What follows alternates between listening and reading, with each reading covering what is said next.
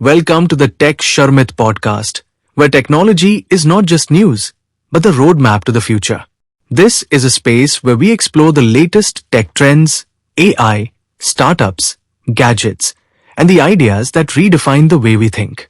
Leading this conversation is Amit Sharma, globally recognized as Tech Sharmit. A technologist from Bharat, Amit brings an Indian perspective to the global technology landscape. With deep technical expertise and strong industry insight, and for his contributions and impact within the global tech community, he has been recognized with several prestigious honors, including Google Developer Expert, Microsoft MVP, IBM Champion, and Planet Mainframe Influencer. Through this podcast, he shares practical knowledge, real-world perspectives, and globally relevant thinking designed to help you stay ahead in an ever-evolving technology landscape. Before we begin, make sure to subscribe to the Tech Sharmit channel to stay updated with future episodes. And if you're looking to level up your skills, don't forget to explore the Tech Sharmit digital course book in the description box, where you'll find thousands of free programming courses curated to help you grow as a developer. So plug in your headphones and join us as we begin today's episode of the Tech Sharmit podcast. Hello everyone, welcome back to the Tech Sharmit podcast. Today I'm joined by another very special guest, Johan Persson, who is joining us all the way from Sweden. If I talk about Johan, then he is a senior specialist and one of the well-known Microsoft MVP with experience over 25 years across different domain, including infrastructure, Microsoft Business Application, Azure Architecture, and enterprise security. So today in this episode, we will talk about the long-term career evolution, common mistakes organizations make with dynamic and power platform, security risk in Microsoft environments, Azure landing zone design, and so many other things. But before we proceed further with this discussion, I would like to thank Johan for joining us today in this episode. And now I request you to please initiate the discussion by telling us a bit about yourself. Yeah, so I'm a old guy from Sweden working in tech. So I've been doing like infrastructure and traditional IT work for a really long time. And a couple of years ago, I was asked to join a company where we work with mostly with the Dynamics 365 and implementation of ERP systems. Which was sort of a switch, but it's still I work mostly with the tech side of the ERP system rather than with the application side. Okay. Yeah. So, John, like as we can see that you have served more than 25 years now into the technology, but we just wanted to know the initial days, like when, what was that particular moment that inspired you to start your journey with IT industry? Was there any defining moment or a person that inspired you to start in? So I think the spark got lit when my father made the brilliant decision to get me a Commodore 65 for Christmas, because that was one of the most fun things I've ever done. At that time, there was games, of course, and games were fun, but I also found it very interesting to be able to like develop software program on the computer and make it do things that it wouldn't do out of the box. So I think that's really interesting. And then I when I went to school, like middle school, I always liked the places where we were able to use computers. It was really that much fun, and I got in the habit of like people who were writing things. I always tried to help them get their computers working and stuff. So that was also fun, and I had a privilege of going to college, sort of in that time span where internet became like not for everyone, but it was available in like the college schools in Sweden.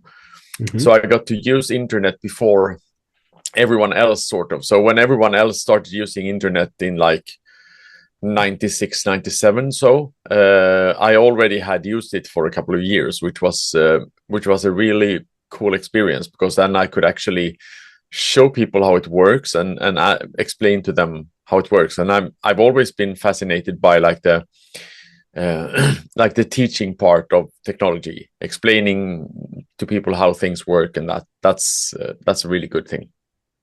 Okay, so it all started with a game, and then later on you started learning about the technology and Exactly, the Commodore 64. It was a fantastic machine. I even saw the other day that they actually re-released the Commodore 64, so you can actually buy a new Commodore 64 today.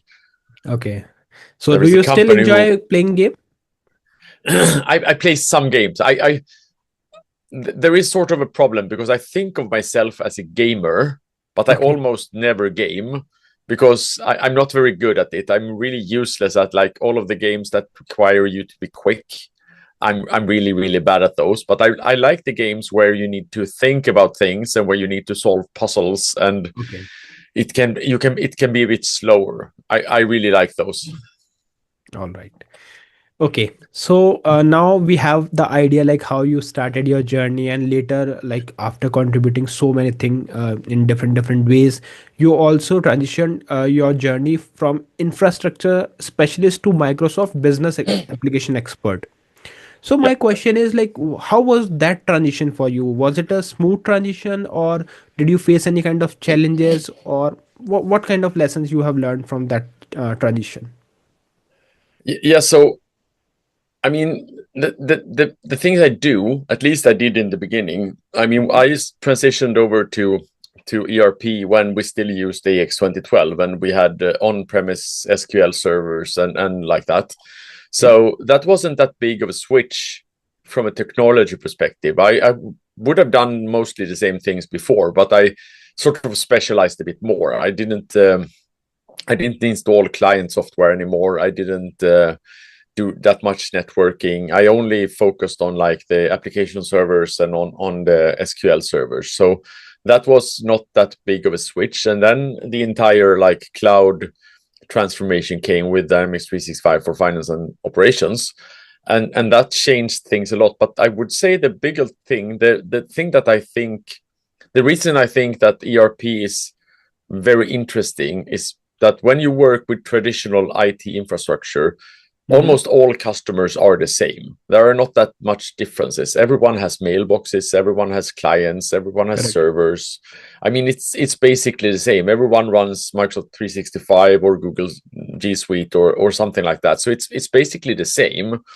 It's when you start digging into their ERP story where you really start to see that these companies are completely different. So if you look at the ERP system, a company that manufacture things needs different things from a company that only sells things or has like professional services business or whatever. So that's where I think it's really, really interesting because you need to learn about the real business of the company every Yes. time you do an implementation, which is really fun.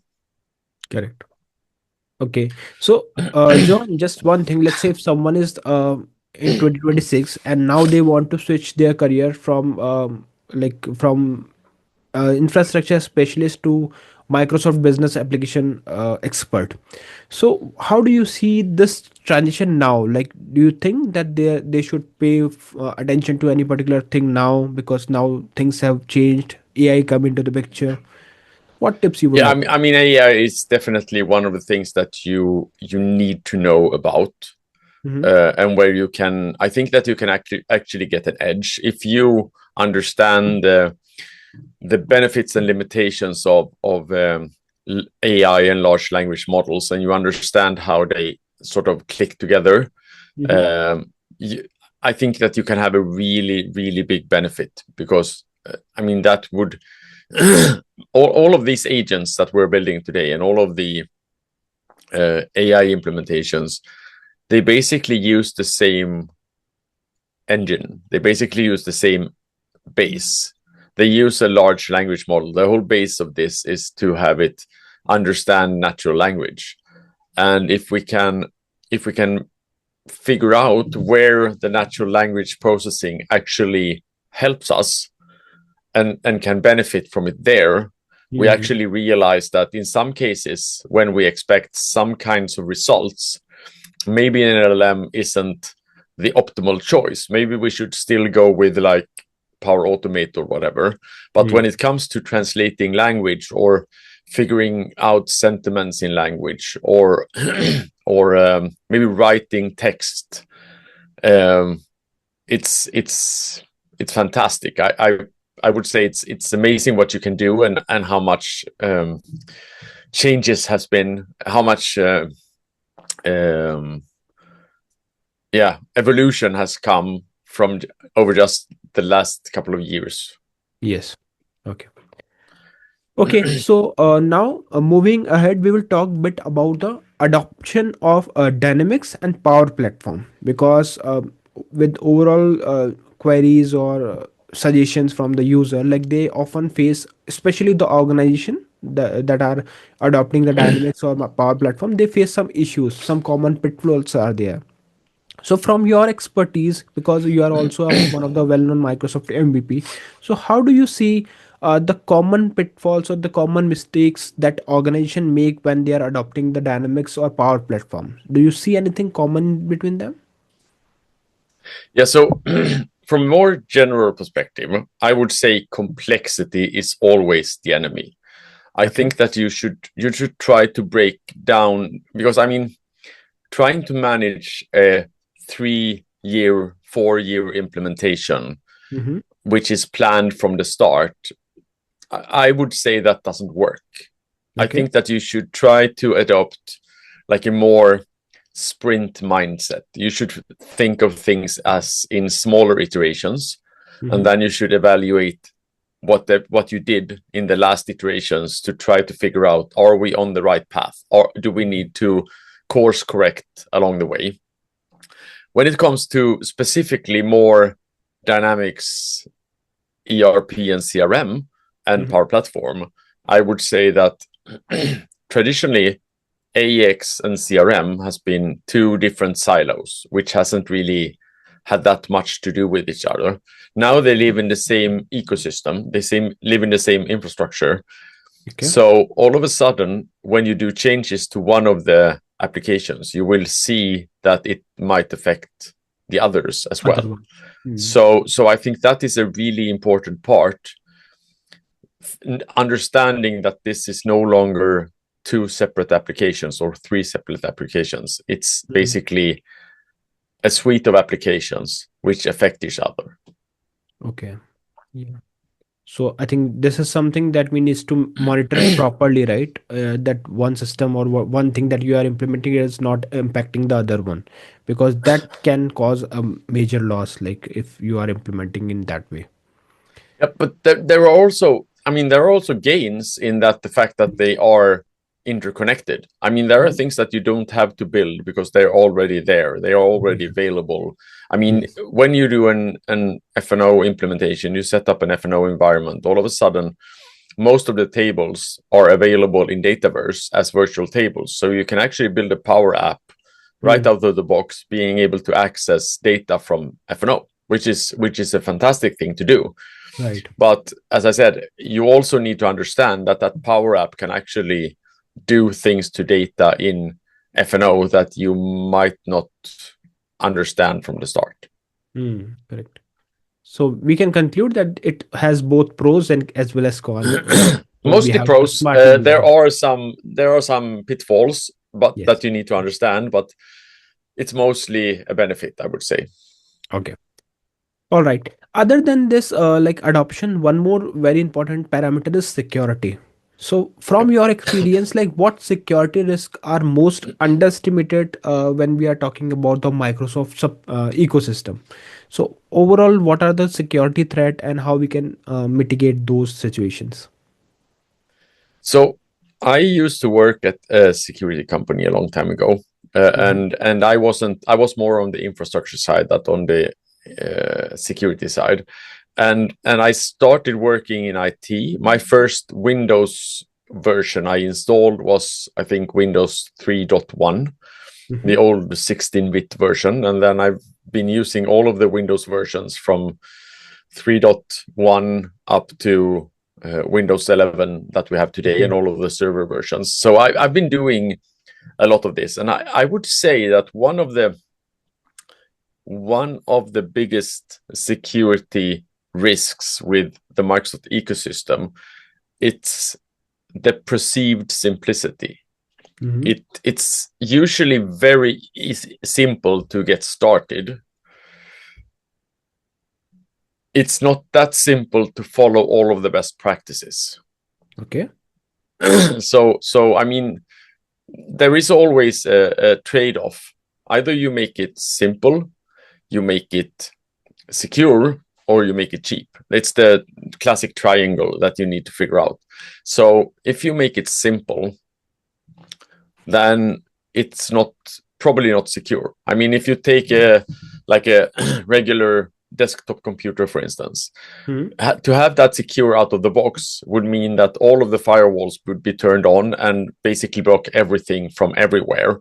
And whenever you wanted to do something, you needed to understand that I need to open this port, I need to open this port, I should probably not open this port, and so on. But that would make it basically useless for 90% of the people, because no one would understand how to use it. Or if you want to understand, say that you can set it up by yourself, you can connect it to the internet by yourself, you can connect to everything on the internet by yourself, but that means that you're not secure. So that's the problem. I mean, when you start using a product, you usually not see the security aspects from the start. You see them when you have missed something, when you have done something wrong, or when someone hacks you or figures out that you have done something wrong. So I think that is the biggest security threat. That it's easy to get started, but it's not obvious to someone who isn't in the business that you really need to have a security mindset. Yeah, and I think this is a common habit, because usually, let's say if we are installing any particular application, we just install it. We didn't check all those conditions and terms, although it is there, but no one pay attention to it. And later on, when we found something malicious, then only like we figure out, okay, these were the things that we missed. I mean, I've been doing this so long, so I'm not saying that the Microsoft ecosystem is worse than, for instance, the Apple or Google ecosystem. I would say that they are similar. The thing that Microsoft has to deal with is the fact that Windows has been available for a really, really long time, and Windows is also extremely backwards compatible, which means that you have a lot of legacy code and functionality in Windows, which has not been developed in 2025. It's been developed in 1990, which means that from a security perspective, there are things that wasn't on the table at that point. There were risks of it that exist now that wasn't there at that time. Correct. Yeah. So I would say, I mean, if you look at, for instance, the mobile platforms today, if you look at iOS and you look at Android, those are much, much more secure because they are built much later. Yes. They are built more from a security by default perspective rather than a regular operating system, which is not. Right. Okay. All right. So now, Johan, we will talk about another role of your where you are known as a podcaster, because other than that professional responsibilities, you also do and love to do the podcasting. So could you please share a bit about your podcast, like when you started it, how it started, and how the overall team that helped you in this podcasting? Yeah. So my first connection with the podcasting was basically when podcasting almost didn't exist. I think it was like in the 2000s, early 2000s, maybe 1999 or something like that. We started, one of my friends had a podcast. He used to work at Microsoft at that point. He used to have a podcast called The Nerd Herd, where he and one other guy were the permanent hosts, and then they invited people. So I managed to get invited a couple of times to that podcast, and then when I changed jobs, started working at the security company, me and one of my colleagues there were always sitting over the lunch table and discussing technology and gadgets and the latest smartphones and whatever. And we were like, shouldn't this be a great podcast? I mean, who wouldn't want to hear what we have to say? Right. A lot of irony. I mean, we thought of ourselves that everyone want to listen to this. So we actually did this. And for me, podcasting is, first of all, it's a really, really good forum to get information out, because it's a very democratic form. Anyone can start a podcast. Anyone with a smartphone can start a podcast. It isn't that hard. You don't require basically any hardware. You tend to buy hardware over time, but you don't require any hardware to. Yeah, and also I always hear that, but you need to have an audience. You need to have someone that's interested in what you have to say. And I would say that if there is only one person on the internet that wants to hear what you have to say, and you think it's fun to do the podcast, do it. It doesn't matter if you have an audience of one, an audience of 10, an audience of 100 or 1,000 or 10,000, because it's basically if you get something out of doing it and you don't feel it's a chore, if you don't feel like it's like a hard thing to do, if you think it's fun, then you should do it. It doesn't matter if you have any listeners, because for me, it's a really, really good way to force yourself to learn things.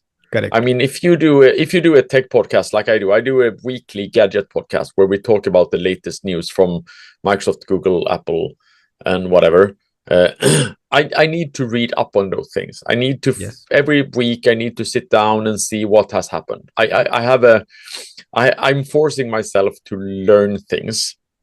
If I have like an interview podcast with Dynamics Update, I need to understand what that person actually is working with. I need to understand what I should ask them, and I think that's a way for me to like set a deadline. I usually push things forward all the time, but if I set a deadline, by this point in time, you need to be able to understand these things. Okay, then I do it, because then I have sort of a deadline, and that's a good thing.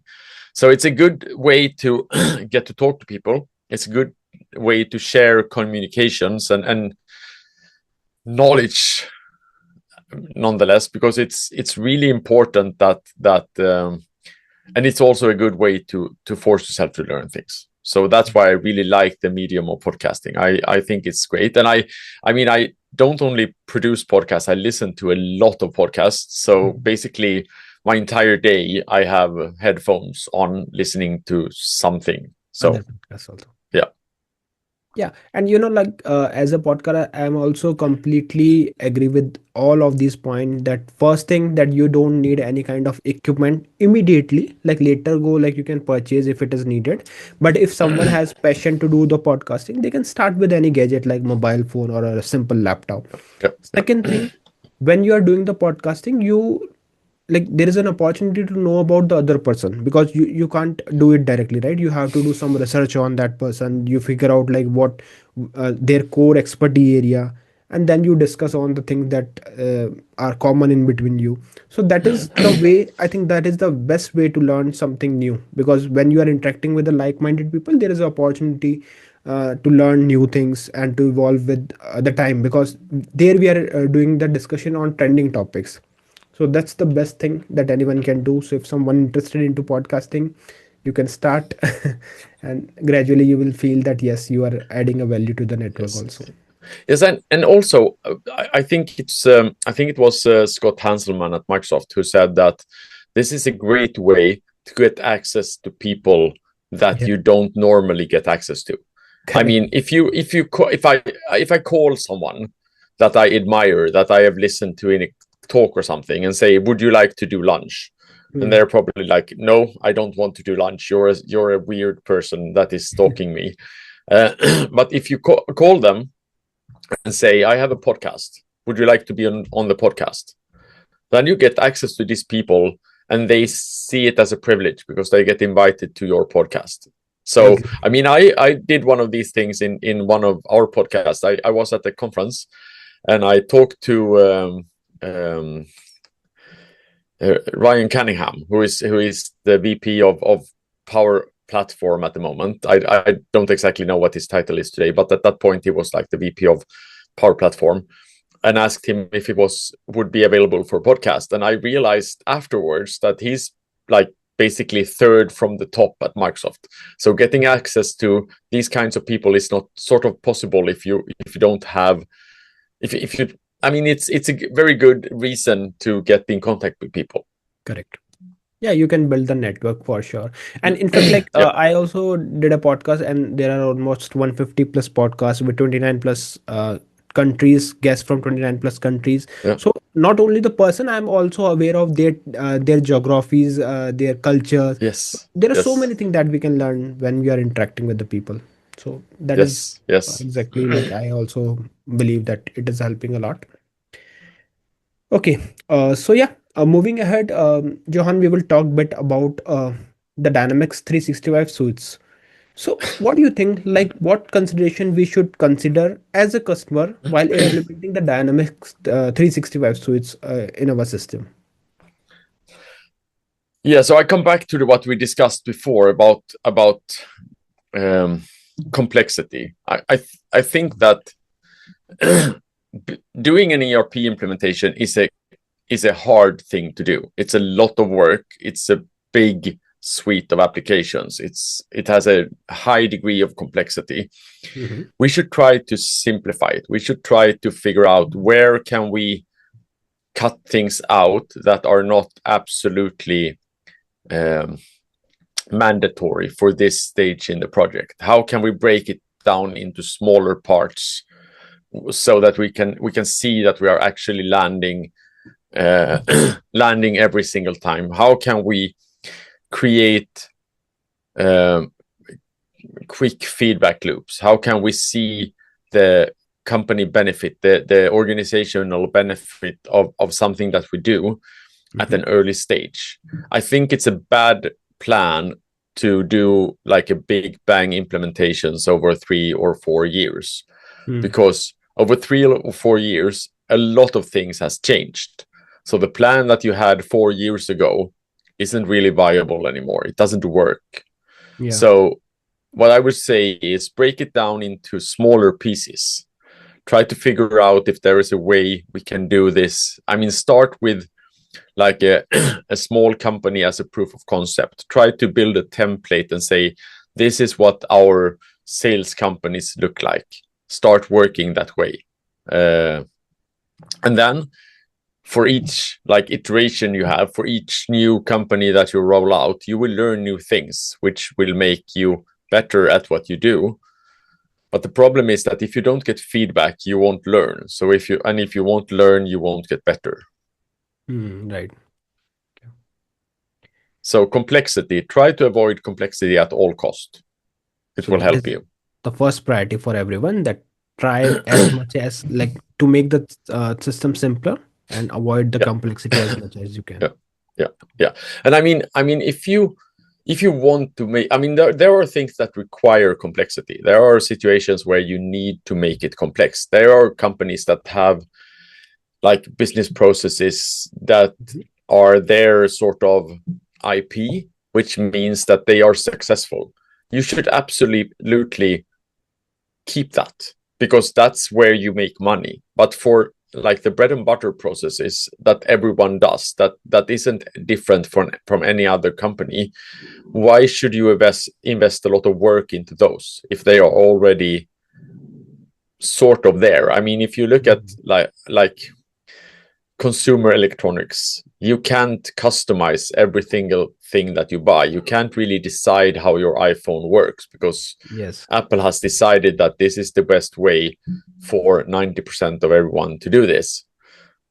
And Correct. in some cases, you should probably accept like not having not getting 100%. Mm. In some cases, you should accept that the solution that you deliver is 90% there. It isn't exactly what the customer asked for, it's what the customer needs. Mm. And in some cases, you should absolutely do the 100%, because that's where you make the money. You need to have an ROI on the complexity as well, because you shouldn't have complexity for complexity's sake. You shouldn't have complexity just because someone thinks it's a good thing. You should make an ROI calculation on that complexity and see, can we actually make this money back? Is there any benefits for us in doing it this way instead?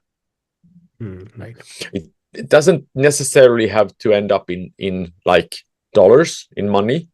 It could be other benefits, but there needs to be a cost benefit analysis done. Okay, so moving ahead, Johan, although we have plenty of things that we can discuss here with expert like yourself, but we are short on time, so I just want to take a couple of more questions before we wind up the discussion. So one question is regarding the Microsoft MVP. So how has earning the title of MVP impacted your professional growth as well as your personal journey over the years? So I think the big thing with the MVP title is that, first of all, it's a fantastic community. I mean, the people in the MVP community is really, really great. And also being able to get access to resources within Microsoft is a privilege. It's a really, really good thing. I think it's really fantastic to be able to get to talk to people and so on. But I also think that the important part here is that you get a voice, because with the title comes the fact that you will be able to get conference calls. You will be able to have people listen to you. You will be able to direct people to your blog just because of the title in most cases. And that's where you have sort of a responsibility to actually actually discuss things that you think are important. Yes. So collaboration, yes, these kind of community, because I am also a part of this community, so I have observed very closely that yes, when you are a part of such community, whether it's a MVP, GD, or IBM champion, you got the opportunity to interact with the like-minded people, and then you collaborate for a particular task or maybe to find out some innovative solution. So it really helped to build the communities and to be a part of the communities. Yep. Okay, so we talked about the community. So, what do you think? Like over the years, your career, we can see your career has taken you through many roles and transformation. So, throughout your journey, who are the key person in your life that helped you or that inspired your journey throughout your journey? So I would like to turn it back again and say that I would say that, I mean, there are of course people who have made a difference in my life. There are people who gave me a chance to do things whenever I didn't have the skills or knowledge or whatever. But I think a couple of important things here, rather than like raising individuals, I would say that raising a community is more important, because being part of a community in your area of expertise is really, really important. If that's the Dynamics 365 communities, if that's the Jira forums, if it's a Discord group, if it's a local user group, that is really important, because that is where I get most of the inspiration from. That's where I see the problem issues that I tend to write blog posts about. That's where I find the people which I can discuss things with.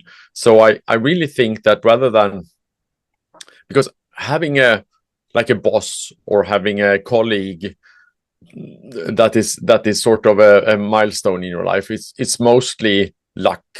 I mean, you can't choose these people. It's basically luck.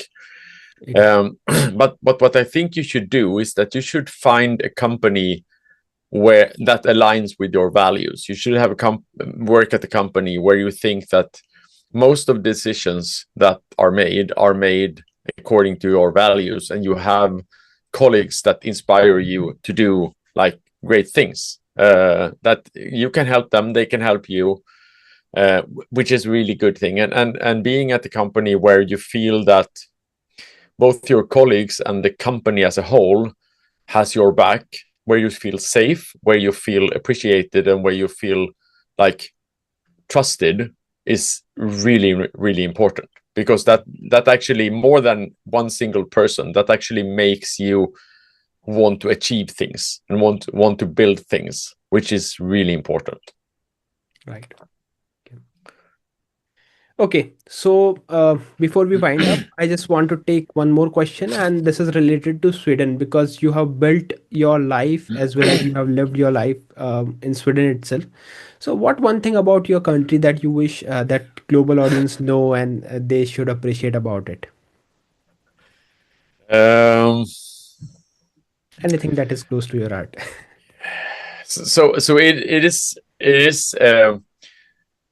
it is a cold country. I mean, the Swedish people are usually not that inviting. We are fairly quiet, maybe except for me, but we are fairly quiet. We don't talk that much, Okay. especially if you compare us to like US people, for instance. They have a more inviting kind of way around them, while we in the north, we are more like we don't talk that much. But if you get to know Swedish people deep down, they are really, really nice people, actually. And it's a really good country to live it out in, I would say, because I mean, even though we have winter right now and a lot of snow and it's cold, and we have autumn where it's not really that nice either, the summers are really nice to be here as well. So I would absolutely recommend someone coming here and seeing the country and experiencing Swedish people. Okay. All right. So, yeah, thank you so much, Johan, for joining us today in this episode and for sharing so much information about your professional journey, your podcasting life, and also about your country. It was pleasure to talk to you here. I hope you also enjoyed the discussion. Thank you for inviting me, and it has been really, really good talking to you. Thank you.